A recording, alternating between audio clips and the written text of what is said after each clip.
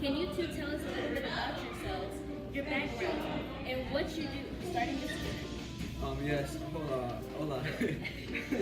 I am Cesar Chavez, and as many of you might know, I was raised in Arizona in my early childhood, and I learned a lot about justice. Actually, I rather learned injustice. In 1939, me and my family settled in California. I'm living in a barrio called Sal Si Puedes. That means get out if you can. At this time, I thought the only way to get out was to send my children to college. So me and my family worked in the fields of California from Raleigh to Oxnard.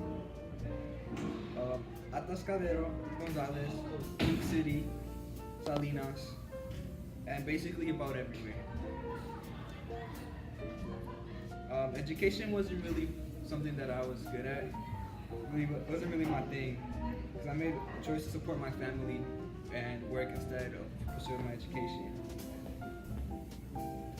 And later in my life, I was inspired by a man named Father Donald McDonald.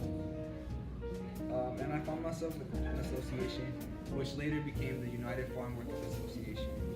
And that's where the fighting struggle in the fields and me and Dolores teamed up, and the union was born. We made such thing as regularity, safety, and sanitary conditions as one of the big priorities of the camps, or the labor camps.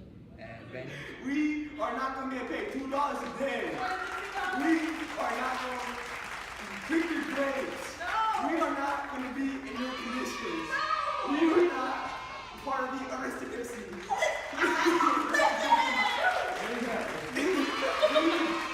we deserve more. Okay. Tell you, meeting Caesar was the best part of my life. We helped with friends and family and a bunch of migrant workers. It was definitely a passion of mine. I was born in Dawson, New Mexico. By the time I was 3, my parents had divorced, and my mom moved me and my brothers to Stockholm, California. I still kept a relationship with my father, who later in my life became my inspiration of political and labor activism. I did attend school, and my mom made sure I had a life that was good, which included extracurricular activities like violin and dance lessons. Despite my achievements, I did experience racism like any other Mexican American at the time who were farm workers.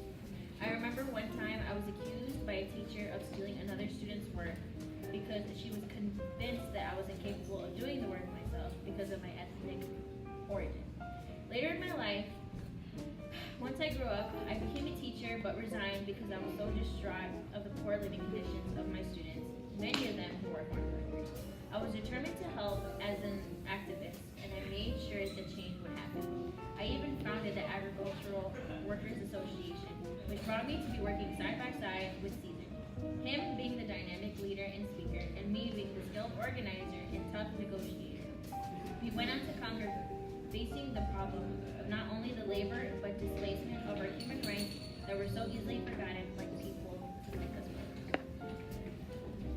So, having been in these farm workers' shoes for both of you, what major historical events in the U.S.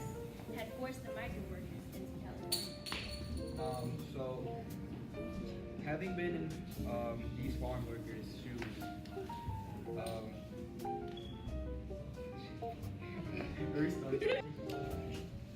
most migrant workers were once farmers, but after the Great Depression, most of them lost their land, and after the Dust Bowl, they really couldn't work the land and get anywhere.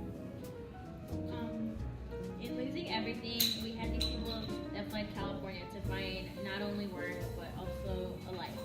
I know the Mexicans wanted to make a life for themselves, and that they wanted to be faced with wanting to live the dreams that they wanted. Little did they know that also injustice and hatred would be a given. That's the thing though. In a time where we were put we were put into making it out, to fight and not give up so that no one else could ever have to face our struggles. I remember saying that there was a bigger picture than that. That is very moving. Thank you, both of you. You two are beyond inspirational and make a great team, as we see you all have accomplished. Welcome to the interview, John Steinbeck. Can you tell us a little bit about yourself and what you do? Well, for a living, I am an author. I was born and raised in Salinas, California. I went to college at Stanford University, but never made it.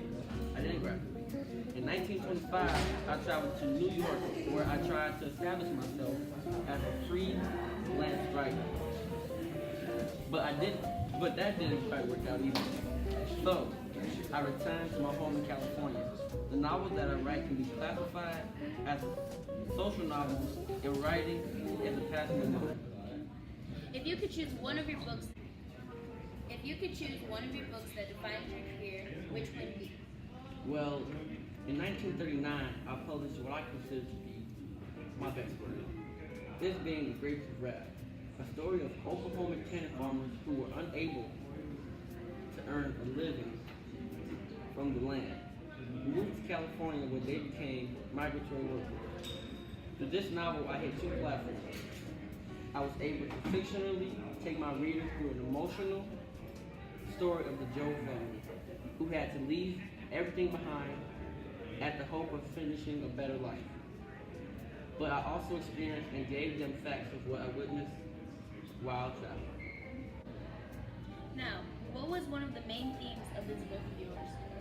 The main theme of this book, I would say, the dignity of wrath. The Job stands as an exemplary figure in their refusal to be broken by the circumstances that were going against them. I was very intent on showing their dignity and honor. Now, I like that. That is true. Lastly, would you say The Grapes of Wrath was such a significant novel? Why was it a career-defining book for you?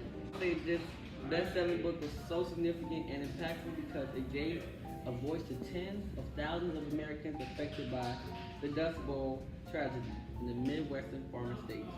I was able to paint a picture through the story I told of these Americans. Well, thank you very much, John, and we'll speak to you again later with a few of your friends. Lastly, we're here with the woman who opened our eyes in America with a click of our fingers, Dorothea Lange. Can you tell us a little bit about yourself and what you do? Hello, I'm Dorothea Lane. I was born in New Jersey. I lived with my parents, and used to live with my mom. I'm a second-generation German. At a young age, I contracted polio, and it left me very weak and very sick. Luckily, I made through, and it affected my life very hard, but I still found a way to make through. I graduated from Willet High School, an all-girls high school. Before that, I had never touched a camera. But then, as soon as I did, I knew that that's the dream that I wanted to pursue. You have taken a lot of shots and done a lot of work, but your most famous piece was The Migrant Mother. Can you tell us a little bit about it and why you took it? Yes, I was trying to find things to photograph, and I saw this mother with her two children, and I approached her, and I kind of presented myself to her, and explained to her why I was there. And she really didn't say anything besides what she was living on, which was vegetables and birds that her children had to kill. They were going through a lot, so I didn't feel like I felt like I needed to tell this story to other people. She had said that she had just recently sold her tires from her car just to have enough food to feed her children. You have documented a lot of the rural poverty and the exploitation of sharecroppers and migrant laborers, and the shooting the Great Depression was your purpose. What theme did you want to give out to people when they looked at your photos? So I kind of wanted people to open their eyes and realize that these people that suffered through this were also humans, that migrants were humans, that the people that were suffering through the Great Depression weren't just a bunch of strangers, but human beings like us. I wanted this to help open our eyes and prevent this from happening ever again. Lastly, What is something about photography that you love, that drives you? It's simple. There was something in the camera that just made me want to touch people's hearts. This made me feel like I could open the eyes of many people, and it was through the talent that I was given. That is very moving. Thank you so much,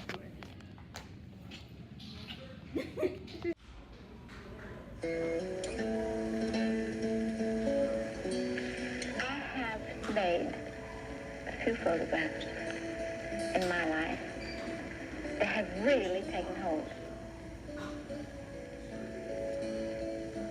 They've really taken root all over the world. It embarrasses me. They're no longer my own. For some peculiar, strange reason that I don't understand, that I haven't the answer for. Why those? There is something in them that has reached people all over.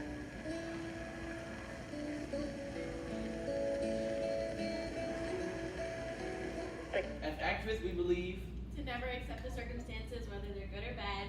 To fight what you believe for. Use your voice and make a change.